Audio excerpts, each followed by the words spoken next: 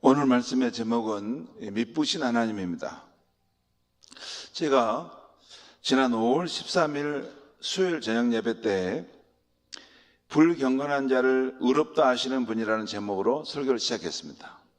그 다음에는 의롭다 하시는 하나님이시니, 그 다음에는 그리스도 예수 안에 있는 성량으로, 그 다음에는 그 은혜에 의하여 믿음으로, 그 다음에는 구원에 이르는 믿음, 구원을 얻게 하는 믿음, 왜 믿음으로 구원을 받는가, 믿음의 성장 방법, 성령의 역사와 믿음, 살아계신 구세주, 그리고 지난 수요일에 성도를 견인하심이라는 제목으로 설교를 했습니다.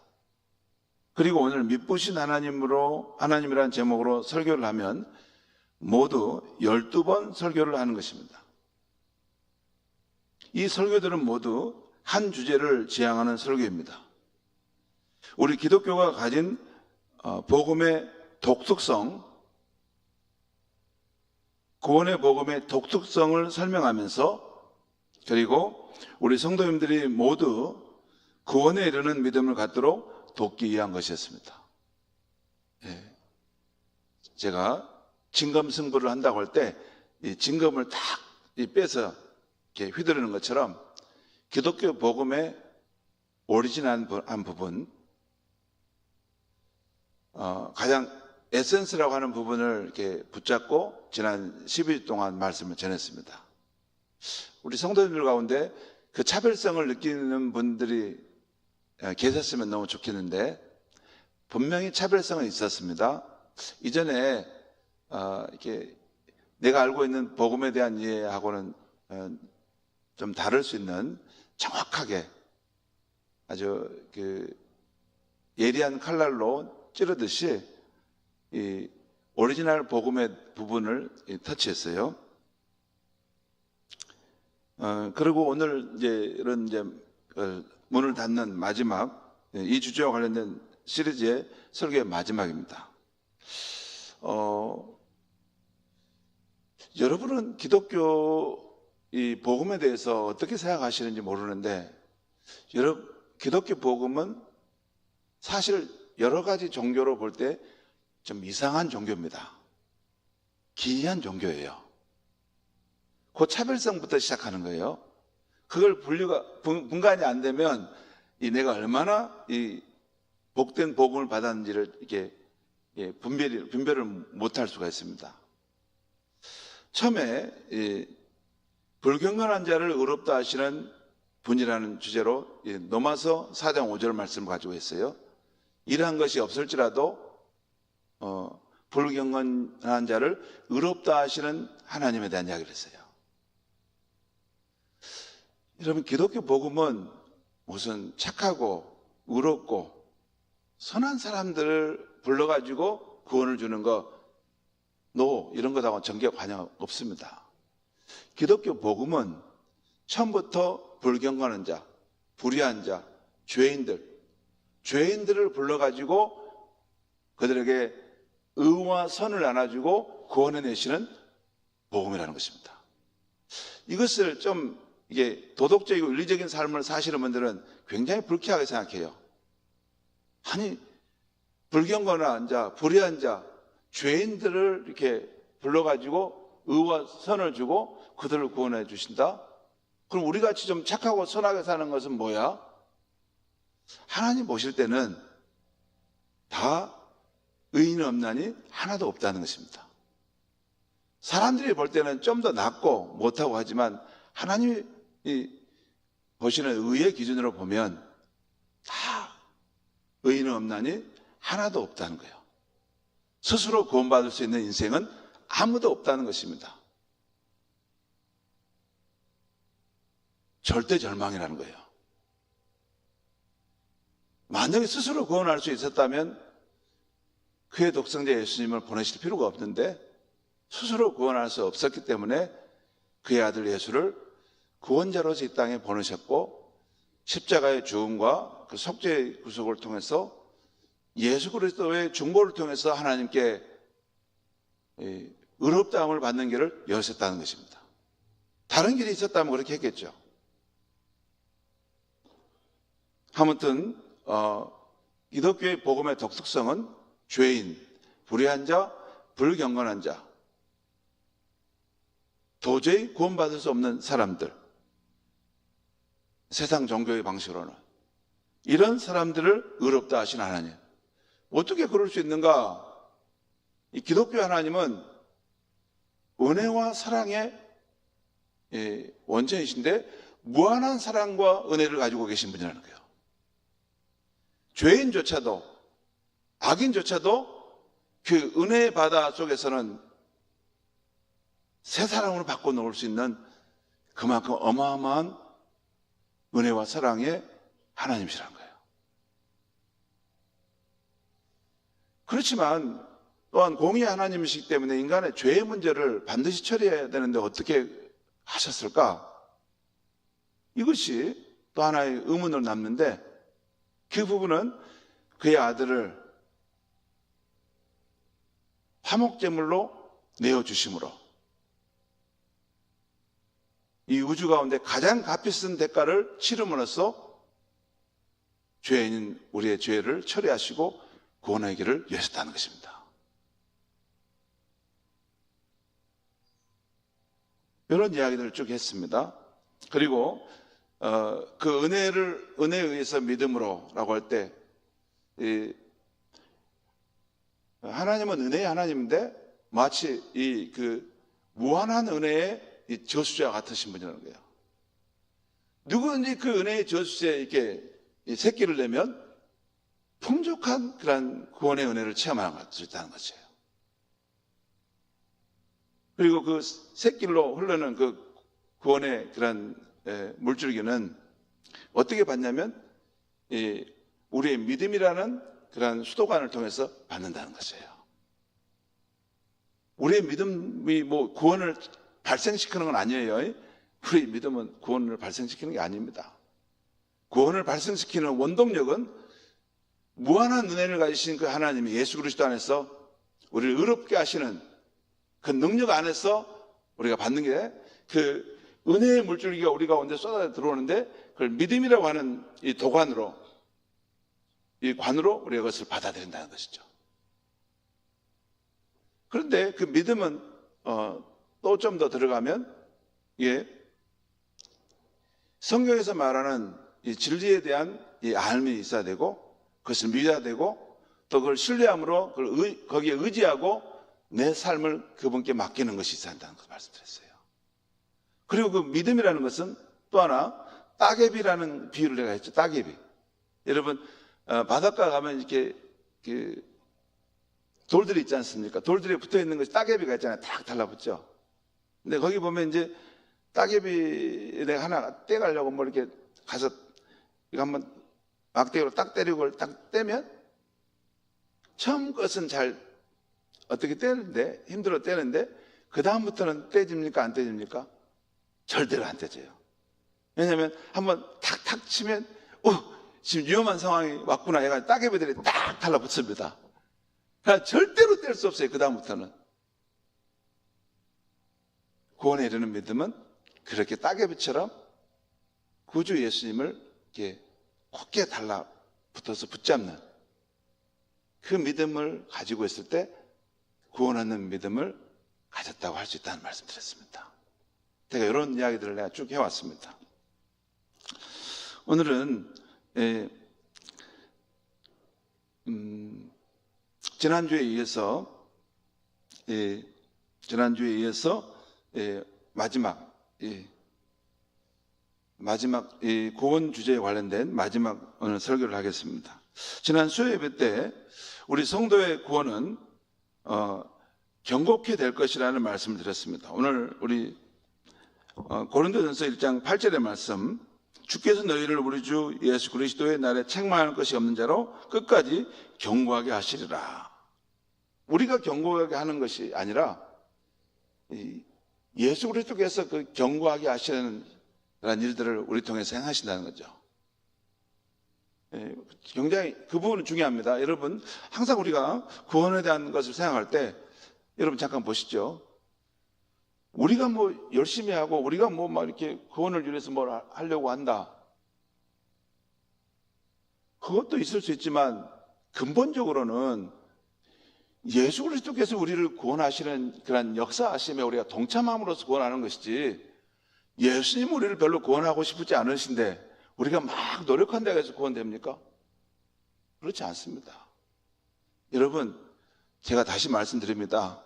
여러분이 복을 받고 싶고, 여러분이 이렇게 형통한 삶을 살고 싶고, 여러분이 무언가를 구하는 것을 얻고 싶어서 막 노력하는 것도 필요하지만, 그거 정말 하는 것이 정말 필요합니다. 하지만 더 근본적으로 중요한 것은 예수 그리스도께서, 하나님께서 우리 삶의 구원의 역사들의 이 변화의 환경을 확 일으키셔야 됩니다. 봄이 오지 않았는데 밖에 가서 씨를 뿌려봤자 아무 소용없죠. 봄이 오지 않았는데 봄이 오게 하시는 것은 하나님이 하십니다. 계절의 변화를 일으키시는 것은. 봄이 왔을 때 이제 씨를 뿌리고 또 해야지 의미가 있지. 봄도 오지도 않았는데 막 자기가 씨를 뿌리고 많이 이번에 추수를 많이 할 거야. 어리석은 농부죠. 기독교에는 뭘 말하냐면, 우리는 살아계신 하나님이 우리 세상 만물과 우리 삶에 역사하신다는 걸 믿기 때문에, 하나님께서 이런 구원의 역사를, 하나님께서 우리 삶에 이 막힌 길을 새롭게 열고 문을 여시는 역사를 행하시는 것이 있음으로 해서 그 안에서 우리 삶의 열매들이 나타나는 것입니다. 그 안에서 우리의 삶의 시도들이 어떤 가치 있는 삶으로 나타나는 것입니다. 아무리 우리가 힘을 쓰고 아무리 내를 쓴다 하더라도 하나님께서 문을 닫고 그 문을 폐쇄하고 있는 상황에서는 인간이 아무리 노력해도 그 문은 열리지 않습니다. 그래서 여기서도 구원에 있어서 뭐냐면, 주 예수 그리스도의 날까지 우리가 그 가진 믿음이 견고하게 서 있는 것을 우리가 위해서 노력하고 힘쓰는 것도 필요하지만, 더 중요한 것은 주 예수님께서 우리의 삶 속에서 우리의 믿음을 견고케 하시는 그 역사하심, 일하심에 대한 신뢰가 우리 마음속에 있어야 한다는 것이에요. 그것을 알지 못하고 자기 혼자 막 믿음을 이렇게 잘 쌓아가야 되겠다, 믿음을 견고케 해야 돼. 제 청년 때 제가 그랬어요. 여러분, 청년 때 믿음이 그렇습니다. 청년 때는 이렇게 믿어도 이렇게 보면 지식적인 믿음이 많고, 살아계신 예수님, 성령으로 역사하신 그런 부분에 대한 이해가 약하기 때문에 이 성경책의 말씀을 읽어도 그냥 그런가 보다, 예수님의 살아계신 성령의 역사하신 그런가 보다 하고, 결과적으로 보면 자기 혼자 막 그걸 하고 있어요. 그런데 살아계신 예수님, 그분의 성령의 역사하심이 우리 삶에 이렇게 역동적으로 일어나고 있는 것들을 함께 보면서 움직여갈 때 우리가 하나님의 역사를 이뤄내는 것입니다. 그 부분 중요해요. 그래서 여기 보면 우리 8절에 그런 말씀이에요. 주께서, 주체가 주께서요. 주는 여기 예수 그리스도께서 너희를 그리스도의 날에 책망할 것이 없는 자로 끝까지 경고케 하시리라. 우리가 하는 게 아니라 그리스도께서 한다는 거예요. 그리스도께서 하시는데 우리가 그 안에서 그의 역사하심에 동참하면서 나간다, 그 말입니다. 자, 오늘은 다시 한번 이 성도의 구원을 경고케 될 것이라는 것이 있는데, 그 확신의 근거는 무엇인가? 오늘은 고린도전서 1장 9절 말씀을 가지고 오늘은 서로 말씀해 보겠습니다. 우리 9절 말씀 한번 보여주세요. 같이 한번 읽겠습니다. 시작. 너희를 불러 그의 아들 예수 그리스도 우리 주와 더불어 교제하게 하신 하나님은 미쁘시도다. 여기서 보면 주어가 누구예요? 주어는 하나님은, 동사나 또는 형사가 있다면 미쁘시도다요. 이 앞에 있는 너희를 불러 그의 아들 예수 그리스도 우리 주와 더불어 교제하게 하시는 다 형용사입니다. 어디에 걸리는 형사예요? 하나님이. 그러니까 이 말씀은 하나님은 미쁘시다는 거예요.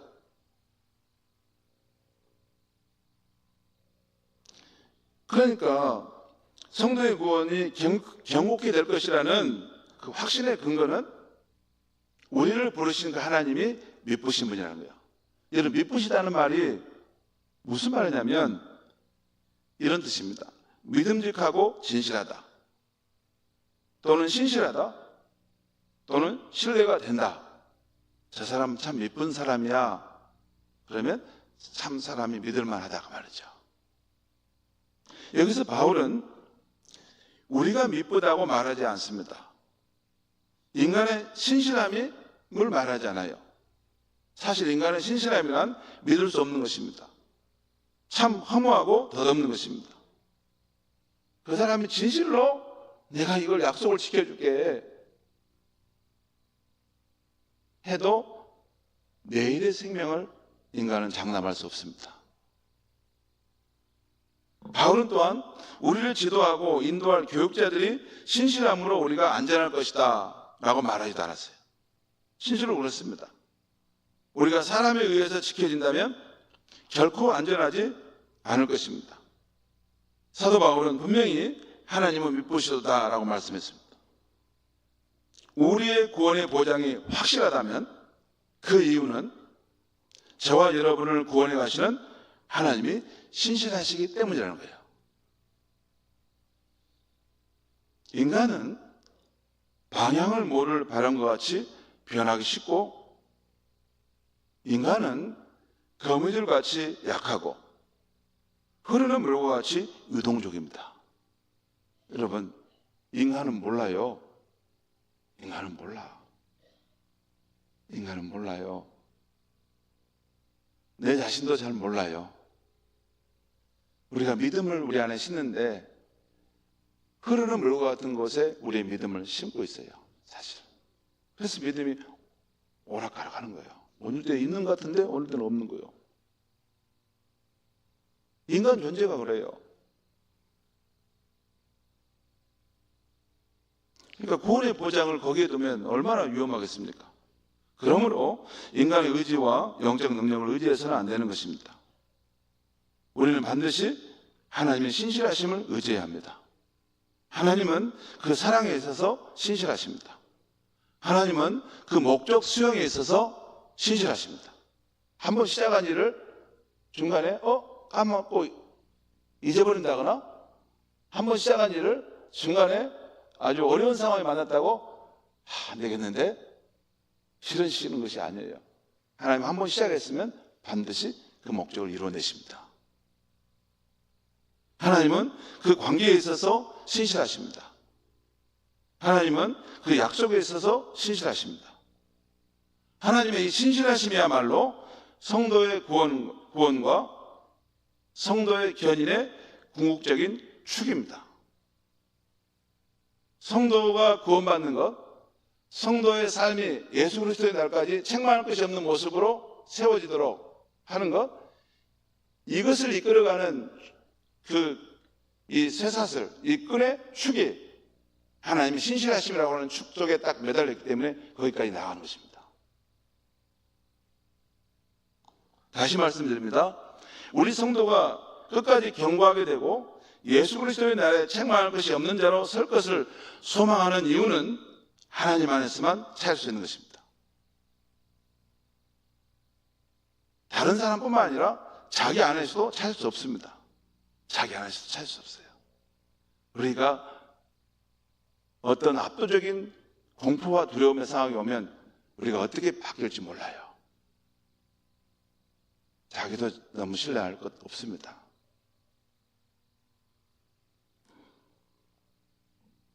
우리 성도가 끝까지 견고하게 설 것을 소망할 수 있는 이유는 우리를 부르신 하나님 안에서만 찾을 수 있는 것입니다. 하나님 안에 있는 그 이유들은 넘치도록 풍성합니다. 오늘 두 가지만 분명하게 보면, 먼저 그 이유는 하나님이 하신 일에서 찾을 수 있습니다. 바울 사도는 오늘 9절에서 하나님이 우리를 부르셨다라고 말씀합니다. 곧 우리를 불러 그의 아들 예수 그리스도 우리 주와 더불어 교제하게 하시는 하나님이시다라고 말씀하세요. 여러분, 하나님이 부르셨다면 번복될 일이 없습니다.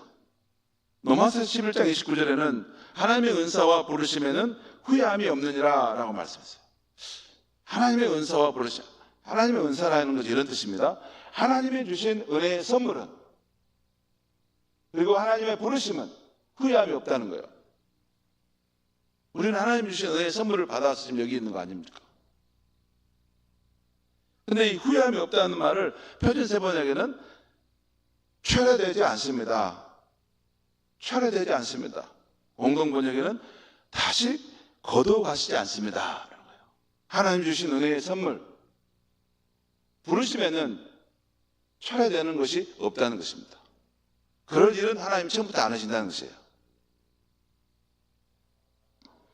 오히려 로마서 8장 3절은 하나님은 부르신 그들을 또한 의롭다 하시고 의롭다 하신 그들을 또한 영화롭게 하신다라고 말씀하십니다. 다시 말해서 이 하나님의 구원 과정은 변함이 없는, 변치 않는 법칙이라는 거예요. 하나님이 한번 그를 택하고 부르시면 마지막까지 완성해 가신다는 것입니다.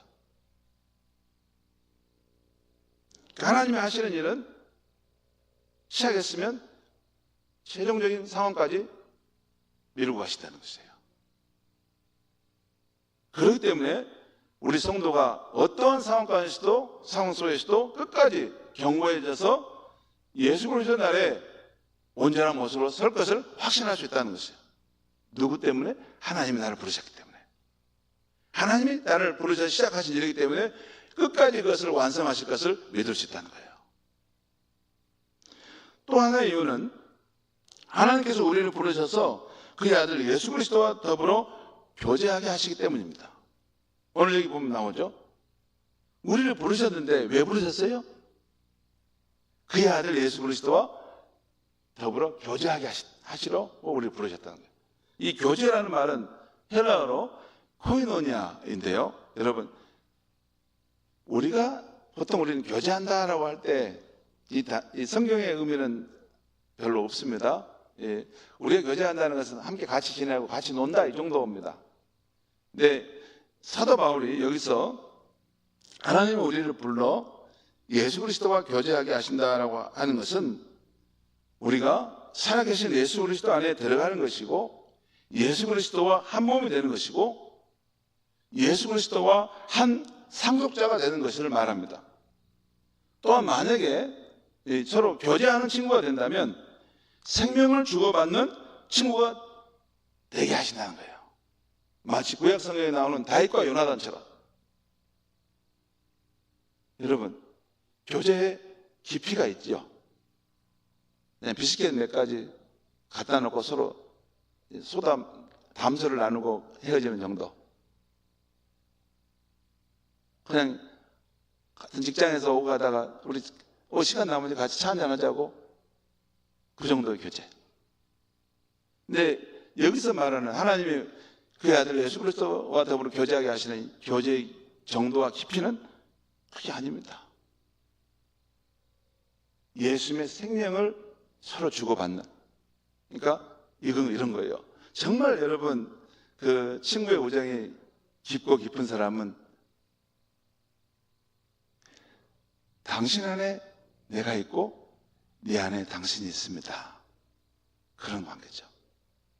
그 생명의 소통과 연합이 있는 관계. 이 세상에서 친구 간의 관계 아무리 좋아도 그런 관계를 형성하기 어렵죠. 그런데 하나님이 그 아들 예수 그리스도 안에서 친구 관계를 우리가 맺도록 하신다면 예수 그리스도 안에 우리가 있고 우리 안에 예수 그리스도의 생명이 있는 그런 교제함이 거기까지 깊어지는 그것을 위해서 우리를 부르셨다는 거예요. 그래서 이 말씀의 의미를 주의 있게 생각해 보았으면 좋겠습니다. 우리가 진실로 하나님의 은혜로 부르심을 받았다면 우리는 예수 그리스도와 교제하게 되었으므로 모든 것에 대해서 그리스도와 함께 누리게 되는 것입니다. 곧 예수님은 십자가에서 속죄의 영광을 받으셨습니다. 동시에 예수님은 하나님 앞에 의로운 삶을 사셨습니다. 그러므로 우리가 예수 그리스도 안에 있다면 우리의 죄의 문제를 함께 해결받고 예수 그리스도의 의로움을 우리가 함께 누리게 되는 것입니다. 이전에는 아담 안에서 그가 한 것을 다 받게 된 것처럼 이제는 그리스도 예수 안에서 우리 주님이 하신 것을 다 받게 되는 것입니다. 그것이 로마서 5장 18절 19절에 나오고 고린도전서 15장 22절에 나와요. 한 사람의 범죄함으로 인해서 죄와 죽음이 왔던 것처럼 한 사람의 의로움의 삶을 통해서 생명이 우리 가운데 용서심신다 하는 것이에요. 한 사람은 처음 사람은 아담이고 두 번째 사람은 예수 그리스도입니다. 세례를 통해 예수 그리스도와 연합된 성도는 그리스도와 한 몸이 되는 것입니다. 그리고 그리스도의 몸에 속한 성도는 영속적인 연합을 이루게 된 것입니다. 이것이 바로 너희를 불러 그 아들 예수 그리스도와 더불어 교제케 하신다는 말씀의 깊은 의미입니다. 만약에 우리가 생명을 주시고 생명을 유지케 하시는 그리스도와 분리된 자가 된다면 우리는 사라질 불쌍한 존재이며 결국 필멸하는 존재가 될 것입니다. 여러분, 우리에게 생명을 주시고 생명을 유지케 하시는 그리스도와 내가 분리된 삶을 산다?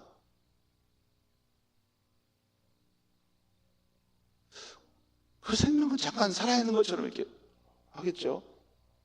마치 이 끊어진 가지처럼. 그런데 반드시 그 사람의 생명은 필멸하게 될 것입니다. 생명의 원천과 생명을 유지케 하는 힘은 그리스도로부터 오기 때문이죠. 그러나 살아계신 그리스도와 하나가 되므로 우리는 그와 연합한 자가 되고 그분의 불면의 생명을 부여받게 되는 것입니다. 성도 여러분, 잠깐 저를 보시죠. 우리가 예수 그리스도를 믿는 우리가 생명을 얻고 영원한 생명을 얻었다라고 하는데 그게 왜 그런지 아세요? 예수 그리스도의 생명이 우리 안에 있기 때문에 그로 인해서 우리가 영원한 생명을 누리는 것입니다. 그렇게 되는 것입니다. 그러니까 우리가 예수 그리스도께 속하고 한 몸에 되는 지체로 있게 되면서 그 지체인 우리도 예수 그리스도처럼 불멸의 생명을 누리는 것입니다. 그래서 그런 거예요. 나 혼자 떨어져가 무슨 불멸의 생명을 누립니까? 그런 거 없습니다. 성경은 그런 걸 말하지 않습니다. 예수 그리스도를 믿는 사람은 누구든지 다 그리스도 안에 들어가 있게 되는 것입니다. 그리고 그리스도의 생명이 그 사람 안에 작동하고 있는 것입니다. 그리고 그리스도의 진정한 생명이신 그리스도께 속하게 있기 때문에 그 지체로서 불멸의 생명도 그도 갖게 되는 것입니다. 함께 연합되어 있기 때문에. 떨어져 있는데 뭐 자기 혼자 돌아다니는데 그래 살아요? 그런 건 없습니다. 성경은 그런 걸 말하지 않습니다. 그리스도 안에서. 물론 그리스도 안에서라는 것이 무슨 여기 좁은 곳이 아니라 그리스도는 만유 가운데 충만하신 분이죠. 만유 가운데 만유가 그리스도 안에 다 들어오시는 건데 그리스도 안에 들어가 그분의 나라 속에서 그분이 가신 불멸의 생명을 누리게 되는 것이 크리스찬의 삶인 것입니다. 이와 같이 우리 신자의 운명은 우리 주님의 운명과 연결되어 있으므로 주님께서 멸망하지 않는 한 우리가 멸망한다는 것은 절대적으로 불가능한 것입니다. 우리를 불러 그의 아들 예수 그리스도와 한 몸이 되어 교제하게 하셨다라는 사실을 깊이 새기십시오. 이를 위해 하나님께서 우리를 부르셨습니다. 우리가 예수님과 일체가 되었으므로 우리는 결코 실패할 수 없습니다. 예를 들어 어느 동업회사가 있는데 그 동업자 중 한 사람이 너무 가난해서 파산 지경에 이르게 된 것입니다. 그럼 어떻게 할까요?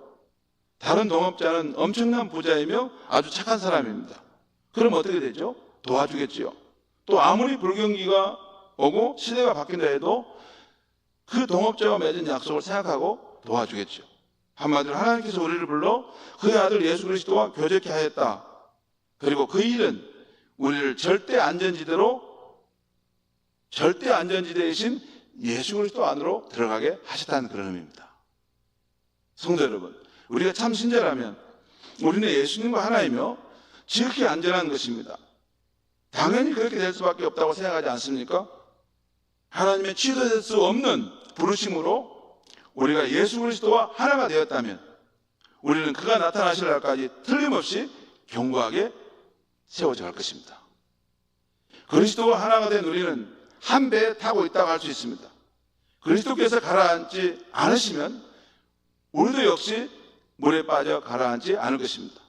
우리 신자는 영원히 그의 아들 예수 그리스도와 연결되어 있으므로 어떤 거친 파도와 풍랑에도 아랑곳하지 않을 수 있습니다. 어떤 환경에서도 그 난관을 통과할 수 있음을 믿고 미래를 향하여 용기 있게 전진할 수 있습니다. 이 세상 사람들이 그의 사랑하는 자를 의지하고 거친 들에서 올라오는 저 여인이 누구인가 물을 때 우리는 사랑의 주 예수님을 의지하기에 그렇게 할 수 있다고 기쁨으로 고백할 수 있는 것입니다. 여러분, 우리 주 예수님을 더욱 의지하십시오. 우리의 신실하신 하나님은 기쁨이 넘치는 샘입니다. 그 아들 예수 그리스도와의 교제는 기쁨이 넘치는 강물입니다. 이 영원히 변치 않을 진리를 굳게 붙들 때 우리는 결코 용기를 잃지 않을 것입니다. 그리고 예수 그리스도의 날에 이르기까지 우리의 영혼이 어떤 일을 당할지 모르지만 우리의 힘으로 도저히 감당할 수 없는 압도적인 두려움, 공포, 절망이 밀려올 때는 그럴 때 없을까요? 있습니다. 여러분, 지금 우리가 평안하죠? 지금 우리가 통제 가능하죠? 그런데 이것이 계속 그렇게 될까요? 지금 100세씩 들어가죠? 90 넘으면 우리 통제할 수 있을까요?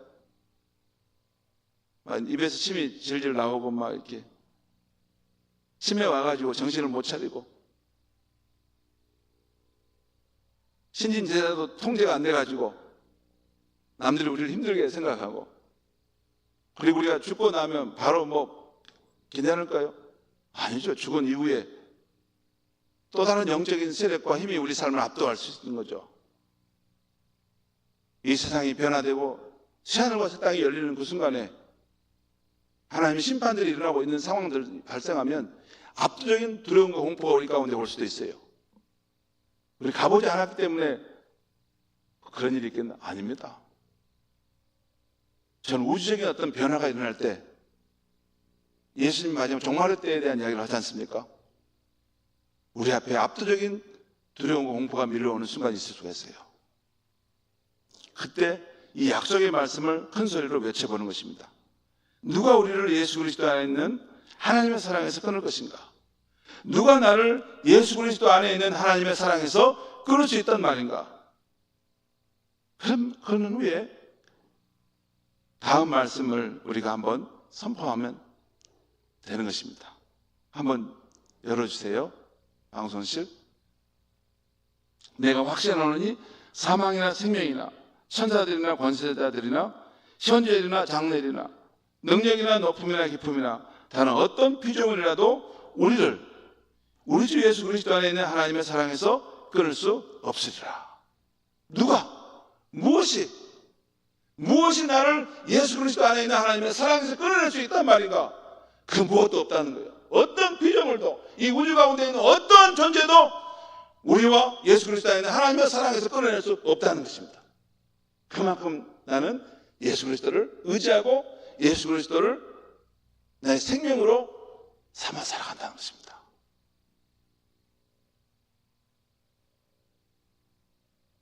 그것이 예수 그리스도의 날까지 어떤 일을 당할지 모르지만 우리의 구원이 견고한 모습으로 서게 될 수 있는 길인 줄 믿습니다. 기도하겠습니다.